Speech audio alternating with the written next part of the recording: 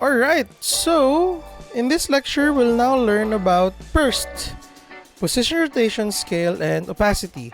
But first, please download the AE project file here. So all you have to do is click here, and it will prompt you to download the file. Once you've downloaded the project file, all you have to do is just extract the zip folder, go inside the folder, and then you can choose from this two. If you're using the latest CC After Effects, you can use this. If you're using a lower version of After Effects CC, you can use PERST CC 15.x. Then just open the file. Alright, now let's go to the lecture proper. Once you open the After Effects file, you will see these instructions. You can use this to have a feel on how to manipulate the properties of layers in After Effects. So, PERST. Why do I always say PERST?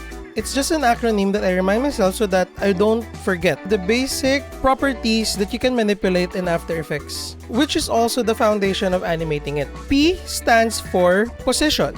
So position, so anything that you want to translate x-axis, y-axis, or z-axis, you use position. So each letter of the word PERST is also the keyboard shortcuts for the properties. So for example, I want to move the position. So I want to move the box to the red dotted square. Click on the layer position and you press P on your keyboard. P as in position.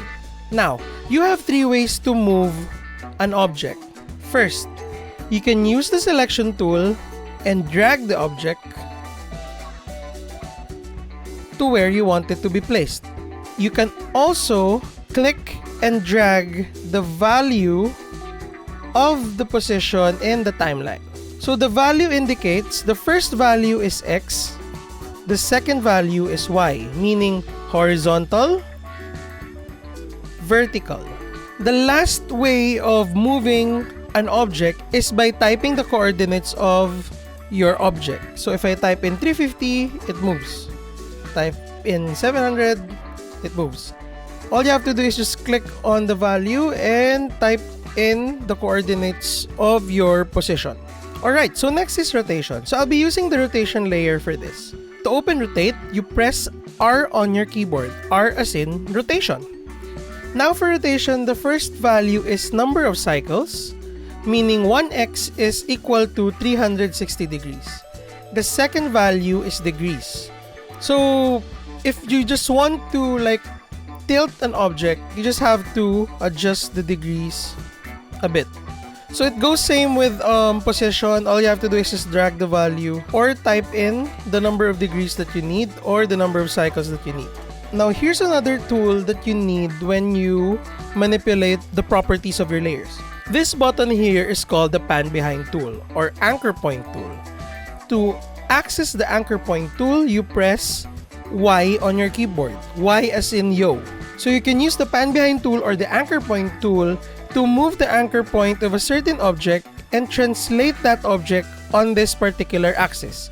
So for example, I'm moving the anchor point to the bottom left corner of the box. To move an anchor point, all you have to do is just drag the crosshair and place it where you want the anchor point to be placed. Now that I've placed it here, if I rotate the object, it will rotate it in that axis. Same with scale, same with position.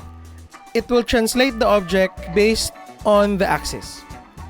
Now, you can click on the button here called snapping, where you'll have a guide and it will snap to the corners or the centers of your object. Next is scale. So now for scale, I'll be using the scale layer to show you how to adjust the scale of an object. So to open the scale property, you just press S on your keyboard, S as in scale. So if you open scale, it will look like this. 100%, what it means is it's the original size of the imported or the created element. If you make it 0, it's still there but you can't see it because it's microscopic. If you make it negative, it inverts the object. Well, we can't see it inverted because it's a square. Okay. And then it doesn't have a limit to its scale, but it will continue to pixelate if it's beyond its original size. Now, here's a tip. If you are using vectors and After Effects, there is this button here called Continuously Rasterize the Vector. If I click on it, the element or the object or the layer will not be pixelated even if it's beyond its original size. Just take note that it will take a toll on your computer's memory. So again, same, if you want to adjust the value, just click and drag or punch in the numbers. Now, as you can see, it only scales proportionally, right? What if you want to scale it only in the horizontal axis or in the vertical axis? You see this chain here? If you click on it, it will unlock the constraint proportion. Now, this becomes X value and Y value, meaning horizontal, vertical. So if you change the value for this, it will only scale the horizontal. If you change the value for this, it will only scale the vertical. If you want to retract it to its original proportion, just type in 100 for both X and Y axis. And then click on Constraint Proportion to scale proportionally. Our last property is called opacity. So the shortcut for opacity is letter T. For you to remember that, just think of transparency. T as in transparency. So if I press T on my keyboard, it opens opacity. Now, 100% means it's opaque, 0% means it's transparent. So if I adjust the opacity a bit and try to match the transparent square on the right, it tells us that it's in 40% opacity. So now, just to recap, P for position, R for rotation, S for scale, T for opacity or transparency. If you look at those properties, if I press P, it closes opacity. If I press R, it closes position. If I press S, it closes rotation. So it only shows one property at a time. What if you want to open both properties? All you have to do is hold Shift and press the shortcut of the property that you need. So let's say I want to open position with scale. I'll press Shift and then P to open them. I'll press Shift and R to open rotation. I'll press Shift and T to open opacity. Now, if I want to close those properties, it's the same. Shift P, Shift S, Shift R, Shift T. Alright, so before you move on to the next lecture, try to familiarize yourself with the properties.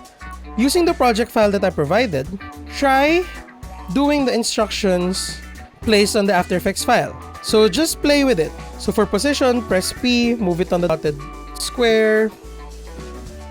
For rotation, press R, rotate it.